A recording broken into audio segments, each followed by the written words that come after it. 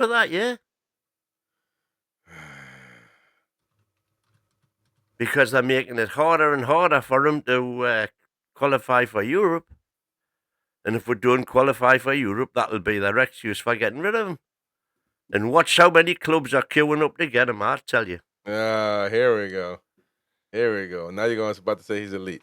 Anyways, so let's go with, it's a very important. We don't know. I mean, it's not a transfer show, but we need to figure out what's going on with the club as far as money spending is concerned. But yeah, Jordy Bootboy is saying that Paul Mitchell's close on signing Kraft and re-signing Kraft and Fabi Share. So that could be imminent, I guess, anytime. So it looks like they might stay more than likely. So we shall see what happens there. On another news, mate, freaking Aston Villa complaining about Jason Tindall's wearing a Now you're going to tell me all about this because I I'm gonna haven't tell you seen all about. anything I'm gonna about tell this. you. So it is on the confidential. Well, not confidential, I don't think, but like look at it was retweeted it. By the way, we're gonna get into the meltdown of the Toon shirt in a minute, and fans are having a meltdown. Now I'm gonna show you some things as well. So the official report says and it states that um, Newcastle assistant Jason Tindall was confronted by three members of Aston Villa during their Boxing Day match. It has been revealed after the Football Association released details of a 20-man brawl at halftime. A 20-man brawl at halftime. What the hell was going on? First of all, I don't even remember nothing really happening for this to, unless something just happened there in the, in the wherever they stand.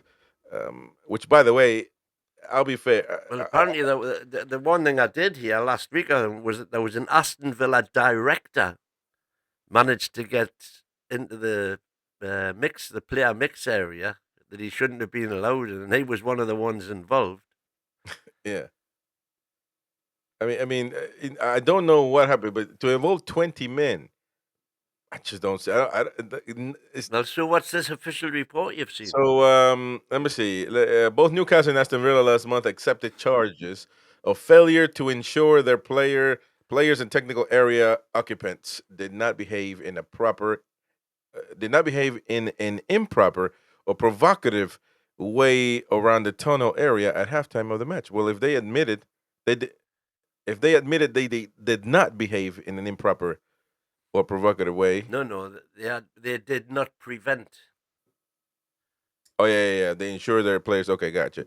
Aston Villa were fined £30,000 and warned over the incident. That is what is £30,000 to Aston Villa.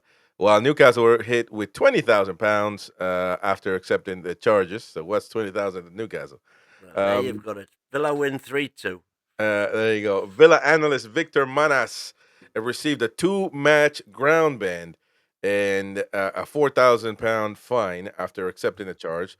But Newcastle assistant Tindall was clear of acting in an improper manner during an incident at halftime in the match. So he was clear as day. All he Clear. did is Exactly. he wore Whiter a than shirt. white. All he did was wear a shirt, man. The meme castle. Isn't that crazy how things go? Um, Manas had reportedly shouted at the referee Anthony Taylor in a protest at the red card. Oh yeah, I forgot that John Duran had a red card. So I guess at halftime, Manas had something to say about to the referee, and I mean the shirt. I don't. It has nothing to do with Aston Villa though. I mean, why take it? Why take it I to? don't know. What's the business with the shirt? This is what you're going to tell us all about. I'm not gonna tell you nothing. I'm telling you that Aston Villa complain. Okay, well, let me see. Let me see if we get to it. Because I mean, I haven't read this whole thing because I like to do everything spontaneous. Aston Villa analyst and Tindall were later sent off by Taylor after the fourth official reported the former had caused in a confrontation by shouting aggressively towards Mr. Tindall, which subsequently caused an aggressive verbal altercation. Well, if you yell at Tindall, trust me, he's not gonna give you turn the other cheek and go the other way. So this reportedly sparked a further altercation involving 20 players and staff. Players and staff. Um, the fourth official said his report said I witnessed Mr. Victor Manas Analysts for Aston Villa shout aggressively and act confrontationally in the direction of Tindall, Newcastle's assistant manager. Tindall was positioned at the top of the tunnel, heading up the stairs, and reacted, confrontationally as well towards Manas. Then at the top of the stairs, Mr. Tindall came face to face with Unai Emery, Aston Villa's head coach, as a result of this verbal confrontation. And from that point, the mass confrontation occurred at the top of the stairs and into the area outside the changing rooms. As I got to the top of the stairs, there was approximately 20 men involved.